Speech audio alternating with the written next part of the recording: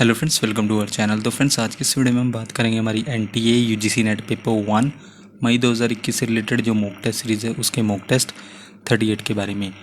Friends, इस video में हम बात करने वाले हैं फरवरी 2021 से रिलेटेड जो आपके इम्पॉर्टेंट करंट अफेयर्स बनते हैं पेपर 1 के लिए, उनको हम आज की इस वीडियो में डिस्कस करने वाले हैं। इस वीडियो में हम पीपल डेवलपमेंट एंड इन्वायरमेंट से रिलेटेड करंट अफेयर्स को कवर करेंगे। और फ्रेंड्स, अगर आप किसी भी गवर्नमेंट एग्जाम की तैयारी कर रहे हैं जिसमें करंट अफेयर से रिलेटेड क्वेश्चंस पूछे जाते हैं तो उनके लिए भी ये वीडियो काफ़ी हेल्पफुल रहेगी।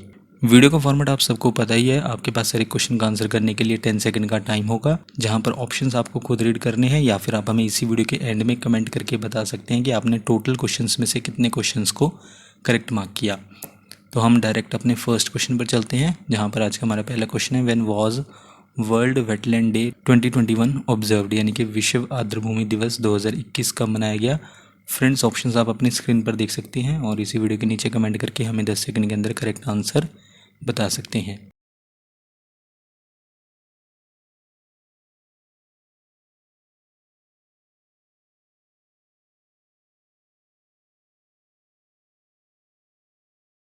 वर्ल्ड वेटलैंड डे 2021 ये कब सेलिब्रेट किया गया, इसे मनाया गया। ऑप्शन ए 2 फरवरी को, यानी कि हर साल वर्ल्ड वेटलैंड डे यानी कि विश्व आर्द्रभूमि दिवस कब मनाया जाता है, 2 फरवरी को इसे हर साल सेलिब्रेट किया जाता है। और इस दिन का एम क्या है, यानी कि वर्ल्ड वेटलैंड डे का एम क्या है कि रेज करना ग्लोबल अवेयरनेस, यानी कि वैश्विक जागरूकता फैलाना है। किसके बारे में कि इम्पॉर्टेंट रोल क्या है वेटलैंड्स के हमारे प्लैनेट के लिए। वर्ल्ड वेटलैंड डे सबसे पहले सेलिब्रेट किया गया था, यानी कि पहली बार सेलिब्रेट कब किया गया था, 2 फरवरी 1997 को, यानी कि 2 फरवरी 1997 को 26 साल कंप्लीट हुए थे किसके, रामसर कन्वेंशन के। अगर हम 4 मेन काइंड्स के बारे में बात करें वेटलैंड्स के, तो वो हैं मार्श, स्वाम्प, बॉग और फेन।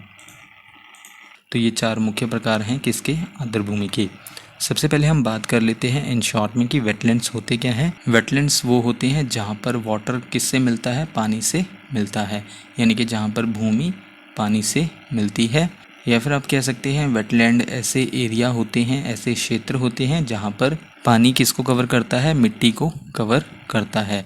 अगर ज्योग्राफी में बात करें तो लैंड का वो एरिया होता है जो हमेशा गीला होता है, यानी कि वेट होता है, जिसे आप कह सकते हैं दलदल। तो ये क्या है, वेटलैंड्स। फ्रेंड्स, वेटलैंड की पिक्चर आप अपनी स्क्रीन पर देख सकते हैं। देन उसके बाद हम बात कर लेते हैं कि वेटलैंड्स क्यों ज़रूरी हैं। क्योंकि वेटलैंड क्या प्रोवाइड करते हैं, हैबिटेट प्रोवाइड करते हैं, आवास प्रोवाइड करते हैं, रहने के लिए जगह देते हैं किसको, थाउजेंड ऑफ स्पीसीज़ को, यानी कि हज़ारों प्रजातियों को, किसकी, एक्वेटिक और टेरेस्ट्रियल यानी कि स्थलीय और जलीय जो प्लांट्स हैं और जानवर हैं उनको आवास प्रदान करते हैं, यानी कि एक नेचुरल होम प्रोवाइड करते हैं। और वेटलैंड्स और क्यों इम्पॉर्टेंट है, क्योंकि ये काफ़ी वैल्यूबल होते हैं फ्लड को प्रोटेक्ट करने में, यानी कि बाढ़ से बचाने में काफ़ी हेल्पफुल होते हैं। और क्लाइमेट चेंज मिटिगेशन यानी कि जलवायु परिवर्तन को भी कम करने में मदद करते हैं। नेक्स्ट हम बात कर लेते हैं what are the negative effects of wetlands, यानी कि वेटलैंड्स के नेगेटिव इफ़ेक्ट्स कौन से हैं। फ्रेंड्स, वेटलैंड्स के इम्पॉर्टेंस के साथ साथ कुछ नेगेटिव इफ़ेक्ट्स भी हैं, जैसे कि लॉस ऑफ वेजिटेशन होता है, यानी कि वनस्पति की हानि होती है। वाटर पॉल्यूशन होता है, यानी कि जल प्रदूषण होता है वेटलैंड से। ये इसके नेगेटिव इफ़ेक्ट्स हैं किसके, वेटलैंड्स की। देन इसके बाद हम बात कर लेते हैं रामसर कन्वेंशन के बारे में, जो कि एक इंटरनेशनल ट्रीटी है, यानी कि अंतर्राष्ट्रीय संधि है, समझौता है। किसके लिए है, कंजर्वेशन यानी कि संरक्षण के लिए, बचाने के लिए और सस्टेनेबल यूज़ के लिए वेटलैंड्स के। और रामसर कन्वेंशन को कन्वेंशन ऑन वेटलैंड्स के नाम से भी जाना जाता है, और इसका नाम ईरान में सिटी है रामसर, उसके नाम पर रामसर कन्वेंशन का नाम पड़ा है। जहाँ पर क्या हुआ था, ये कन्वेंशन साइन हुआ था कब, 1971 में। तो इसीलिए हर साल 2 फरवरी को वर्ल्ड वेटलैंड्स डे को मनाया जाता है, और 2 फरवरी 1971 को ही कन्वेंशन ऑन वेटलैंड्स यानी कि रामसर कन्वेंशन को अडॉप्ट किया गया था। सो दैट्स वाई इसे हर साल 2 फरवरी को सेलिब्रेट किया जाता है। देन इसके बाद वर्ल्ड वेटलैंड्स डे से ये क्वेश्चन बनता है, जैसे कि which is the recently announced wetland in India, यानी कि हाल ही में भारत में जो अनाउंस किया गया है वेटलैंड वो कौन सा है, वो है TSO कर, जो कि लद्दाख की लेह डिस्ट्रिक्ट में है। और इसे कब वेटलैंड अनाउंस किया गया, 17 नवंबर 2020 को। देन इसके बाद एक और क्वेश्चन बनता है, how many recognised Ramsar sites in India till December 2020, यानी कि दिसंबर 2020 तक भारत में कितने मान्यता प्राप्त रामसर स्थल हैं। एज ऑफ दिसंबर 2020 यानी कि दिसंबर 2020 तक 42 रिकॉग्नाइज्ड रामसर साइट्स हैं इंडिया में। तो फ्रेंड्स आपको याद रखना है कितनी टोटल रामसर साइट्स हैं दिसंबर 2020 तक, 42। देन हम अपने नेक्स्ट क्वेश्चन पर चलते हैं। Question number second, India has setup it's first centre for wetland conservation in which city, यानी कि भारत ने किस शहर में आर्द्रभूमि संरक्षण के लिए अपना पहला केंद्र स्थापित किया है।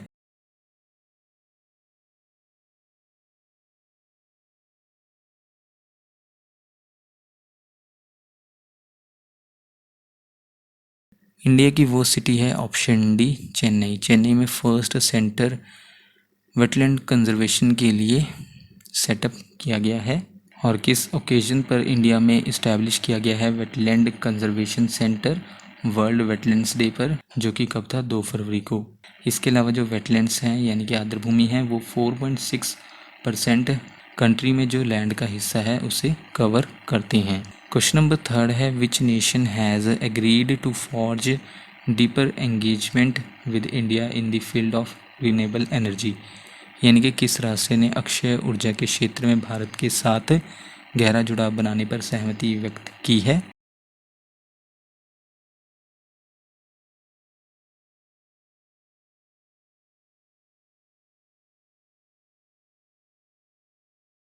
वो नेशन है ऑप्शन डी बहरीन।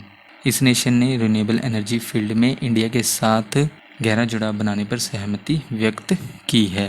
और ये डिसाइड किया गया, किस दौरान डिसाइड किया गया था, first India Bahrain joint working group meeting थी, किस फील्ड में, रिन्यूएबल एनर्जी के फील्ड में, जो कि वर्चुअली हुई कब, 4 फरवरी 2021 को।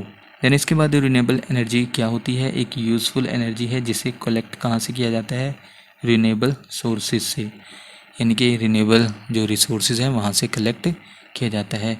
और ये रिन्यूएबल रिसोर्सेज कौन कौन से हैं, जैसे कि सनलाइट यानी कि सूरज की रोशनी, विंड, रेन, टाइड्स यानी कि ज्वार, वेव्स लहरें, और जियोथर्मल हीट यानी कि भूतापीय गर्मी। ये किसके सोर्सेज हैं, रिन्यूएबल एनर्जी के रिसोर्सेज हैं। देन उसके बाद हम अपने नेक्स्ट क्वेश्चन पर चलते हैं। India's first geothermal power project will be set up in which union territory, यानी कि भारत का पहला भूतापीय विद्युत परियोजना किस केंद्र शासित प्रदेश में स्थापित किया जाएगा।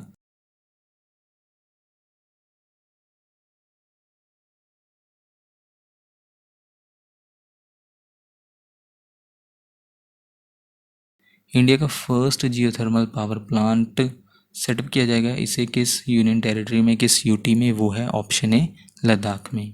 इंडिया का फर्स्ट जियोथर्मल पावर प्रोजेक्ट इसे सेटअप किया जाएगा ईस्टर्न लद्दाख के पुगा विलेज में, जहाँ पर इस विलेज को यानी कि लद्दाख के पुगा विलेज को कंट्री में साइंटिस्ट ने आइडेंटिफाइड किया है, यानी कि पहचान की है कि ये हॉटस्पॉट है जियोथर्मल एनर्जी का, यानी कि एक स्मॉल एरिया है जियोथर्मल एनर्जी का।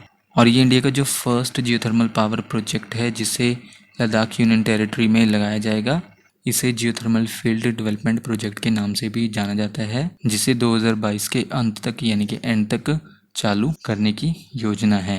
देन इसके बाद जियोथर्मल एनर्जी क्या होती है, नेचुरल हीट होती है, किसके अंदर, धरती के अंदर, अर्थ के अंदर। ये जो वर्ड है जियोथर्मल, ये कहाँ से आता है, जो ग्रीक वर्ड है जियो, जियो का मतलब अर्थ और थर्म हीट, यानी कि जियोथर्मल। आप कह सकते हैं धरती की हीट यानी कि धरती की गर्मी। जियोथर्मल एनर्जी क्या है, रिन्यूएबल एनर्जी का सोर्स है, क्योंकि जो हीट है वो कंटिन्यूसली प्रोड्यूस होती है अर्थ के अंदर।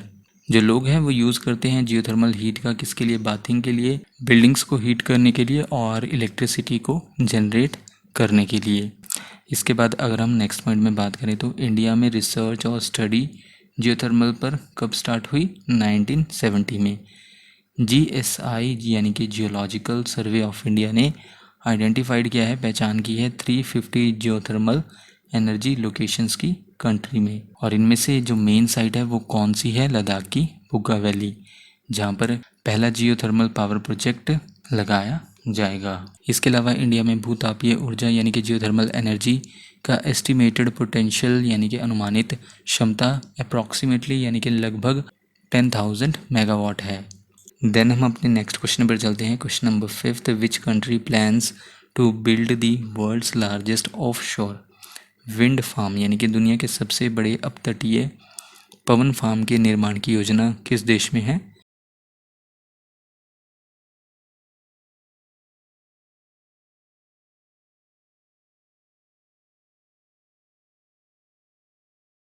वो कंट्री है ऑप्शन डी साउथ कोरिया।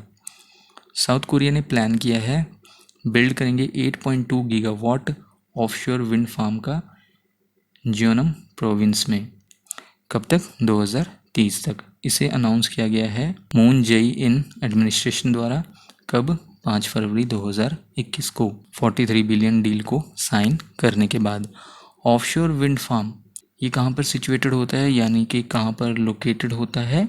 जो समुद्र होता है उसके शोर यानी कि जो किनारा है उससे दूर होता है। आप कह सकते हैं खुले समुद्र में ये होता है या फिर समुद्र में तट से ये दूर होता है ऑफशोर विंड फार्म। देन उसके बाद क्वेश्चन नंबर 6 है, which nation has received USD 200 million from world bank for safe water and sanitation services यानी कि सुरक्षित जल और स्वच्छता सेवाओं के लिए विश्व बैंक से 200 मिलियन अमेरिकी डॉलर किस राष्ट्र को प्राप्त हुए हैं?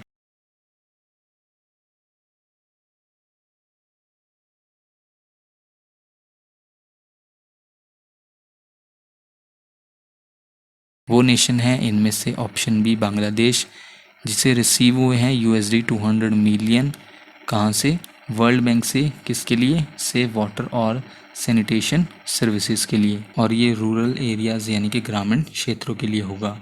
एग्रीमेंट साइन हुआ है बांग्लादेश गवर्नमेंट और वर्ल्ड बैंक के बीच 9 फरवरी 2021 को, जहाँ पर प्रोजेक्ट का एम क्या है? 3.6 मिलियन लोगों तक एक्सेस करना है, पहुंचाना है हाइजीनिक सैनिटेशन फैसिलिटीज़ को, और अप्रॉक्सीमेटली 6 लाख लोगों तक क्लीन वाटर पहुंचाना है रूरल एरियाज़ में यानी कि ग्रामीण क्षेत्रों में।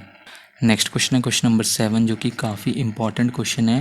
Who has been elected as the new director general of the International Solar Alliance यानी कि अंतर्राष्ट्रीय सौर गठबंधन के नए महानिदेशक के रूप में किसे चुना गया है?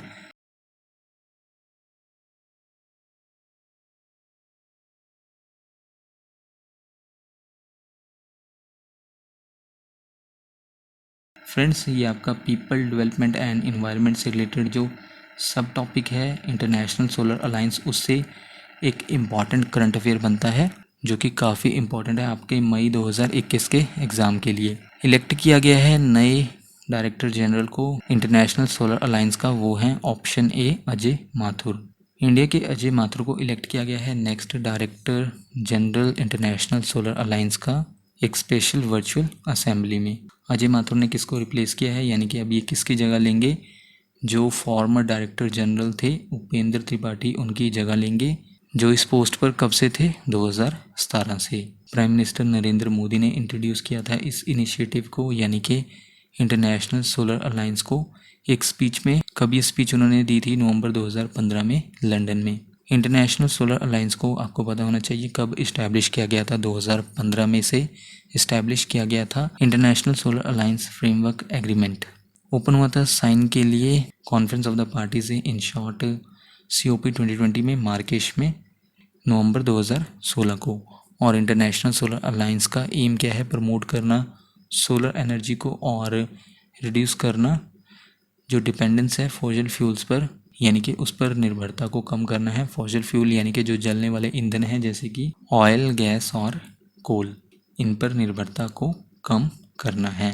नेक्स्ट क्वेश्चन है क्वेश्चन नंबर 8 में आपको बताना है which organisation has planned to launch the world solar bank in short WSB यानी कि किस संगठन ने विश्व सौर बैंक शुरू करने की योजना बनाई है?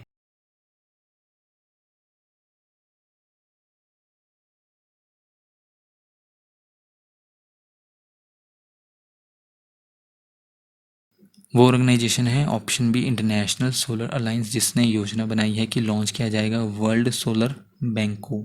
इंटरनेशनल सोलर अलायंस लॉन्च करेगा वर्ल्ड सोलर बैंक को, और इसका अनाउंसमेंट किया जा सकता है United Nations Climate Change Conference जो होनी है स्कॉटलैंड के ग्लासगो में नवंबर 2021 में, वहाँ पर इसका अनाउंसमेंट किया जा सकता है।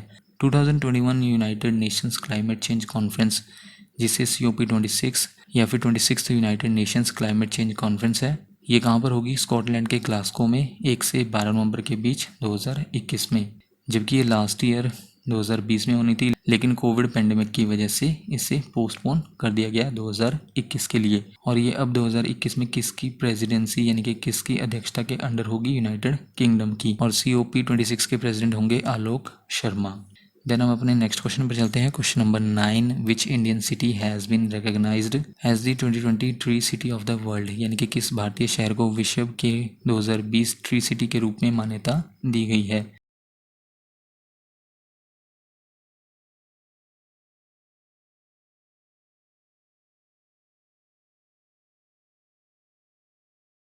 वो इंडियन सिटी है ऑप्शन सी हैदराबाद, जिसे रिकॉग्नाइज्ड किया गया है 2020 tree city of the world. किसके द्वारा किया गया है? आर्बर डे फाउंडेशन और Food and Agriculture Organisation in short FAO द्वारा इसे रिकॉग्नाइज्ड किया गया है, मान्यता दी गई है। किसकी? 2020 tree city of the world. Planting की वजह से और अर्बन फॉरेस्ट को मेंटेन करने की वजह से हैदराबाद को 2020 tree city of the world recognised किया गया है। आज का हमारा लास्ट क्वेश्चन है question number 10, union environment minister Prakash Javadekar inaugurated Atal Paryavaran Bhavan इन विच यूनियन टेरिटरी, यानी कि केंद्रीय पर्यावरण मंत्री प्रकाश जावड़ेकर ने किस केंद्र शासित प्रदेश में अटल पर्यावरण भवन का उद्घाटन किया?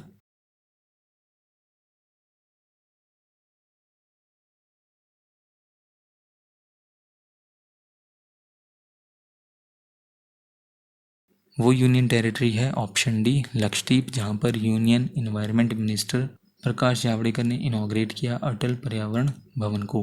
इनॉग्रेट किया गया है लक्षद्वीप फॉरेस्ट डिपार्टमेंट हेडक्वार्टर्स अटल पर्यावरण भवन।